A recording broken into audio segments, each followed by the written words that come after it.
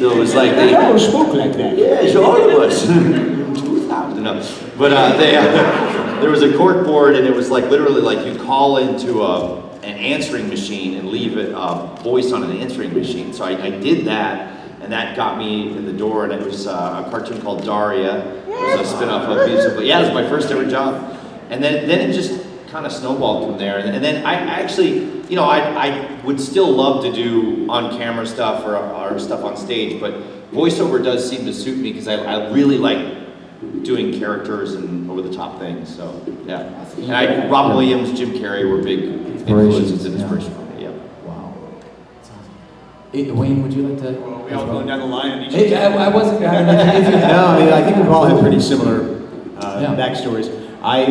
Like Mark, I was just a kid I read a lot of comic books and I would hear their voices in my head and assign voices to them in my head. Always cutting up, fooling around. And people were just kind of the opposite. Like my family was very supportive, and my teachers were really kind of strict in the sense that they would be like, "You're kind of like frantic and crazy. Let's focus that." And I agree. I mean, it made sense because otherwise I'd be all over the place. And it kind of channeled me to doing like actual stage shows and specifically classical theater. I'm a classically trained Shakespearean actor by trade. I just do this because it's fun and it pays the bills. And it's kind of the same thing. I kind of fell into it. I think after I graduated college, I'm a little older than Mark. We were at NYU at the same time, so I was a little older. So I missed the Daria thing. But after I graduated, there was this newspaper called Backstage. It still exists as an online entity, but like. It used to be a thing where you would, every couple of months they would have an agent's portfolio. You give them $100 and your picture and resume. And theoretically your picture and resume got in front of every casting director in New York City.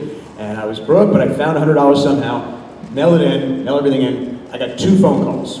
One was from someone I went to college with I never wanted to see again. And another was someone who was casting an anime. And because my resume said I just did celebrity impressions and accents and dialects, he assumed I'd done voiceovers before. And I lied through my freaking teeth. And I booked the role. And it kind of, just snowballed. And my big influences were Martin Short. I don't know if you guys know who he is. And I was always more of an SCTV guy than Saturday Night Live growing up. And the greats, and very much missed George Carlin is one of my favorites. Nice. Yeah, I have a very similar, I was into theater in middle school and high school. I had an uncle I was very, very close to who was an actor. So I was like, oh, this is actually, you can do this.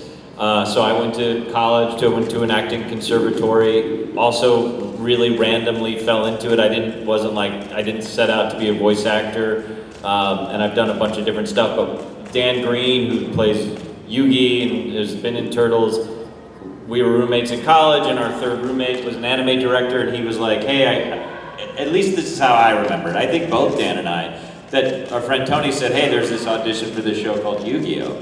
So he kind of got us in there, and that's how that sort of started.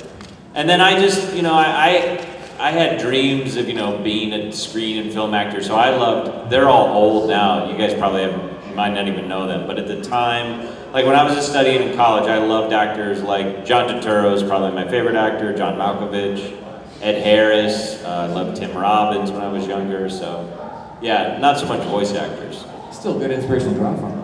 Say again? Still good inspiration to draw from. Yeah, definitely. Didn't you spend like 17 hours watching Harrison Ford movies this weekend? I did actually. But that was just because you wanted to. That's right. I wanted to ask if there was anything you're embarrassed that your name was attached to, either using a fake name for credits or anything that you wish your name wasn't. Let's get it out there. We've all done crap. Yeah. And I mean, either it's just like poorly written, poorly conceived, poorly directed. Yeah, I know that there are things I've done that are not great. I don't know, but someone somewhere likes them, so I'm not going to start naming names. Because I've done some stuff like knockoffs at Disney that are just wretched. People come to the convention like, oh, you were in the thing with it. I'm not going to say what it is. Like, yeah, I was in that. Why did you watch that? Yeah, I mean, I think, especially at the beginning, you kind of say yes to a lot of stuff. I mean, I feel like one of the first anime I did was some Japanese, there was some sexual element to it. And I remember being in the booth and being like, what is happening? I don't think I want to do this one. Let's use a different name for this project.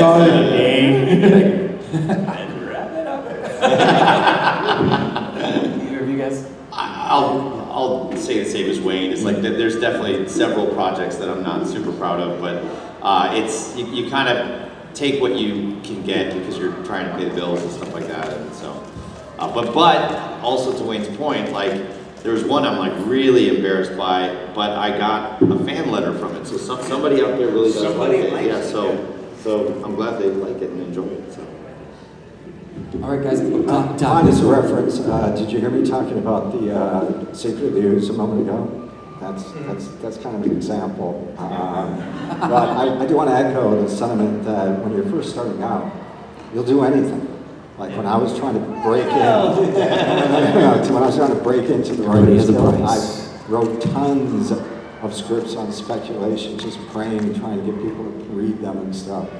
I had written a particular script that was going to become my gateway to a good job in television, but it hadn't happened yet, unbeknownst to me. I used to go to TV tapings in Los Angeles so I could watch the show tape. I thought it would help me to write the scripts. I don't know if you ever heard of the television show Punky Brewster? Oh yeah. That would have been a good show. Okay. So I literally had tickets in hand to go watch a taping of the new Punky Brewster, the follow-up to the sequel, and instead, my agent got a call that I had sold the script to the show that had just won the Emmy for Best Half-Hour Comedy, The Wonder Years. And that's how I started the job on The Wonder Years and never got to see the new Punky Brewster tape. The road less traveled, though, Todd. Imagine if you had seen that taping instead, where your life would be today. You made the right call. Okay, so I'm going to take that last question and sort of flip it. What's probably that one role or thing that you've done that you say you're the most proud of? I don't know. You ready? Terry the Grand Canyon? People ask me all the time what my favorite role is, and it kind of depends on the room because I love Joey and Mikey equally because they're like these giant parts and the recurring roles that I had for a long time. Since we're in the turtle room, I got to go with Mikey, but the Yu-Gi-Oh phenomenon, so many other things happened to me because of Yu-Gi-Oh, and because I played Joey, that maybe he gets edged out a little bit, he gets the edge there because I've been traveling around the world because of Joey. I've heard stories from fans that Joey's strength and Joey's heart and his character have helped him through tough times. Mikey too, but the Joey thing is like he's a person. You know, he's a cartoon, but he's a human being. So the message that he conveys, like staying with your friends, believing in yourself, these are things that I believe in, and I raise my children this way. And when I see fans come up to me and they say these stories, it really kind of like legitimizes what we do, and it not just being a silly cartoon. So, Joey is the answer to your question. All right, guys, we have time for one last question. You know what? We have time for two last questions. We'll go Tim, and we'll go here. Here you go, Tim. Very Todd, my very most important question of all about the second movie. David Warner, who played TGRI, Professor Jordan Perry, who passed away last year in England. Was this true? When I met him in 2016, he told me originally he was supposed to be the neutral. You know, was that It's a true? long story that goes along with that, so I don't know if we have time for that, but If you'd like to tell it, Todd, you're welcome to. It's I'll your try and choice. condense it. We have So, time. I have a lot of issues with the second picture, but the biggest issue of all is this. So we all know Teenage Mutant Ninja Turtles 2, right? What is the subtitle of that picture? What is the secret of use? Ooh, silence. You know why? You know why there's a pause there?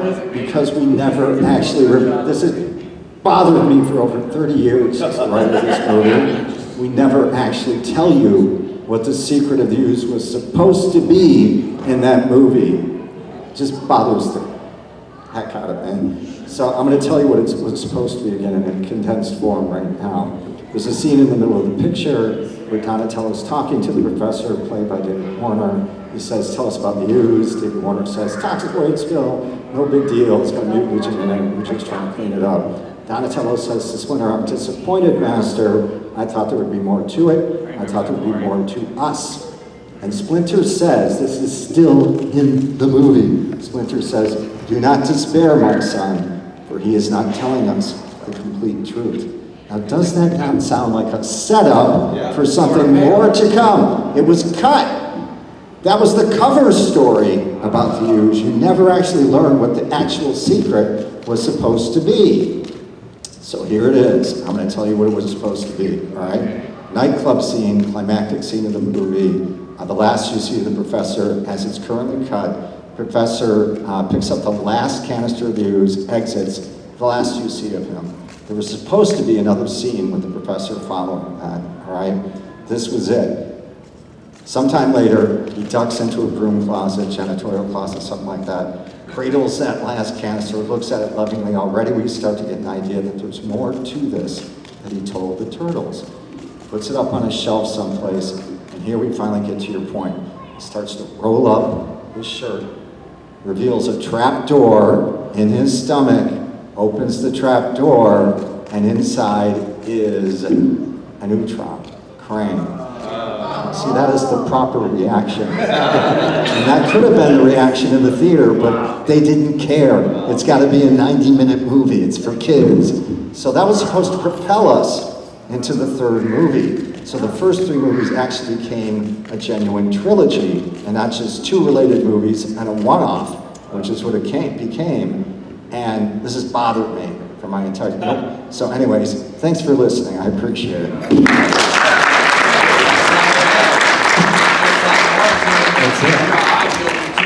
War 2 was New Charm revealing it to a Secret Origin episode to them.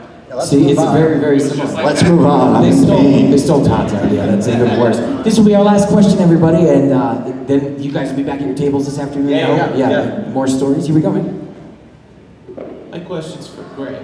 Did you enjoy playing Yusei more than Tristan, given that the fact that you were playing the main character instead of just a supporting character?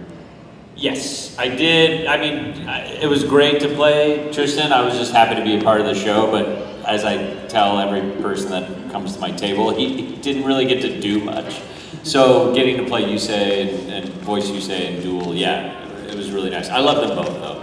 You and Dan kind of switched places. Yeah, we did. Because Dan was the main character in the That's original, right. and in 5Ds, you were the main character, and Dan was the supporting Yep, that's absolutely right. As it should be. Gentlemen, does anyone have any final thoughts? I'll close this out. Mark, Just- I see you thinking about something. Thank you all so much for how generous you've been and how kind you've all been this weekend. We've really had a lot of fun.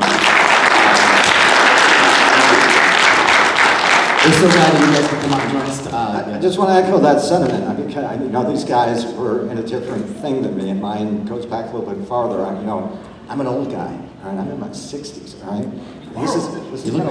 This is kind of like, this movie came out so long ago, and it's just luck. I was in the right place at the right time, all that sort of thing. But the deal is, this is like a second act in my life. I've only been doing this for like a year. And I get to meet you people, something I never got to do in LA, 40 years in LA, you never get to actually meet the fans.